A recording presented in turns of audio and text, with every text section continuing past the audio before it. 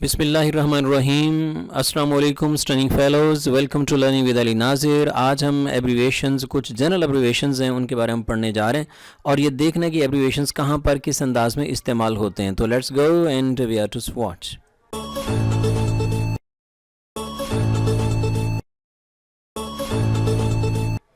जी, सबसे पहले देखें यहाँ पर है हमारे पास पिन, PIN, पिन। ये जो देखें इससे बनता है पर्सनल आइडेंटिफिकेशन नंबर।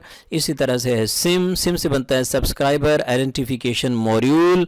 और इसके बाद है SMS, जनरली हम इस्तेमाल करते हैं तो शॉर्ट मैसेज सर्विस।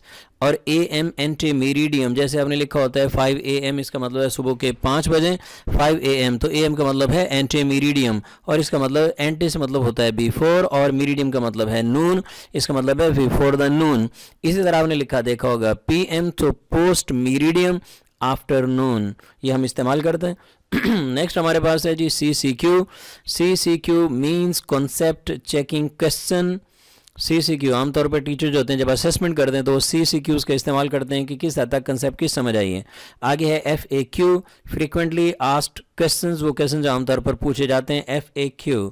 नेक्स्ट हमारे पास है HTML, अक्सर आपने देखा होगा ये लिखा होता है तो H hyper text markup language, HTML hyper text markup language.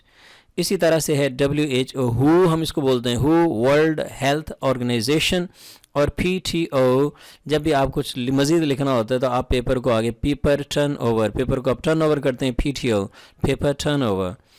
इसी तरह से हमारे पास है ऐड, आपने देखा होगा तो एक लेफ्ट हमारे पास है एडवर्टीजमेंट, जिसको अमेरिकन एडवर्टाइजमेंट पढ़ते हैं। तो जो एडवर्टीजमेंट है इसके शुरू में एर आ रहा है तो ऐड जो होगा इसका एब्रीवेशन है। इसी तरह से ऐप जो है वो एप्लीकेशन के लिए हम यूज़ करते हैं, ऐप एप्लीकेशन के लिए।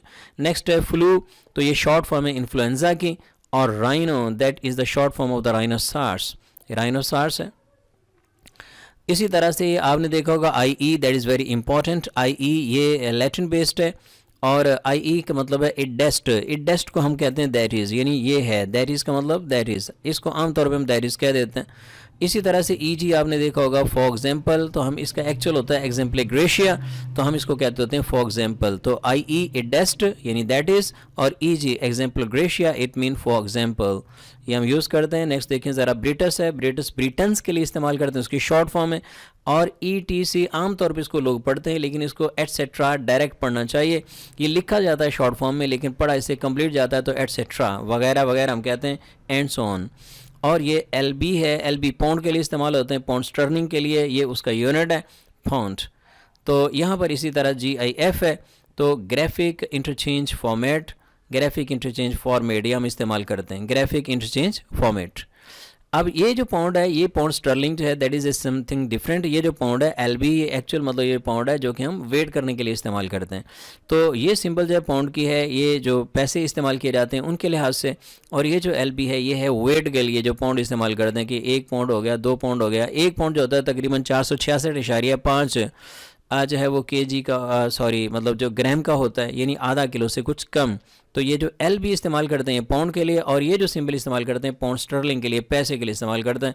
फिर होता है GIF, तो ये ग्राफिक इंटरचेंज फॉर्मेट हम इस्तेमाल करते हैं। आप लोग आमतौर पर फेसबुक पे इधर उधर गिफ्ट्स भेजते हैं जी। नेक्स्ट है सवात, ये अमेरिकन टीम है, special weapons and tactics Swat.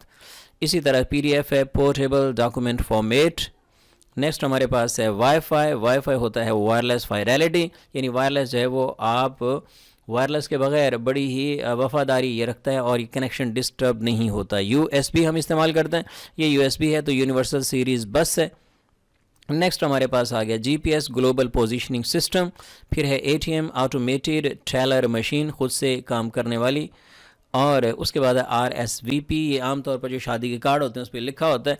इसका मतलब जो है सिंपल तो होता है प्लीज़ रिप्लाई, और ये फ्रेंच वर्ड है रेस्पॉन्डेस सियल वोस प्लेट, और इसको हम कहते हैं please reply if it please you, आपको अच्छा लगे तो प्लीज़ आइएगा। और उसके बाद ओके ऑल करेक्ट के लिए है। और 19th सेंचुरी में राइटर्स जो थे वो इसको ऑल करेक्ट यानी ऑल जो है उससे ऑल लिखते थे और करेक्ट के से लिखते थे, तो इस वजह से वहीं से ये पॉपुलर हो गया। ऑल करेक्ट इसके लिए एक अलग से वीडियो होगी जिसको हम देखेंगे and you will enjoy that one. Okay की पूरी डिटेल। So be blessed. मुझे उम्मीद है कि आपको समझ आएगी। अपना ख्याल रखिएगा। अल्लाह हाफिज़।